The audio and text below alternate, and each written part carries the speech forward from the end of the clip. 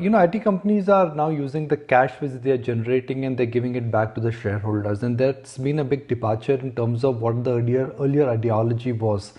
So buyback is coming. Buyback in a sense will always act as a back support for the stock. Now bear in mind TCS has not had two good quarters where they've not managed to beat expectations. Q1 and Q2 particularly were not standout quarters for TCS. So the buyback in a sense is going to be just an indication that in the medium term the management feels that the growth is here and they're pretty confident of their cash flow generation.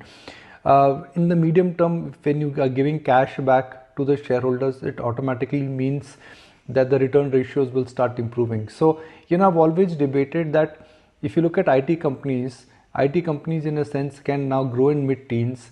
The return ratios are somewhere which are north of 25% plus now. They're doing a lot of buyback, but if I compare the P multiples of IT and compare that with FMCG, just because it's a B2B business, why should the P multiple of some of the FMCG business be north of 50, even 60, even 70 times?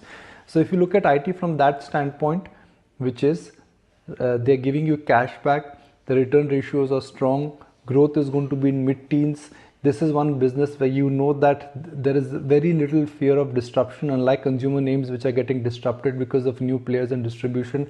I still feel that IT companies in that lens can command high P multiples. So that's a medium term outlook. But yes, today if you talk about, today the focus would be around TCS because of the buyback announcement, and typically we've seen that when TCS is coming with a buyback, other companies will also follow this soon. So I will not be surprised in coming months. It could be a Wipro, it could be an Infosys, it could be other companies also. This is a trend which has started, Nayantara, which is a very powerful trend that IT companies are giving money back to the shareholders.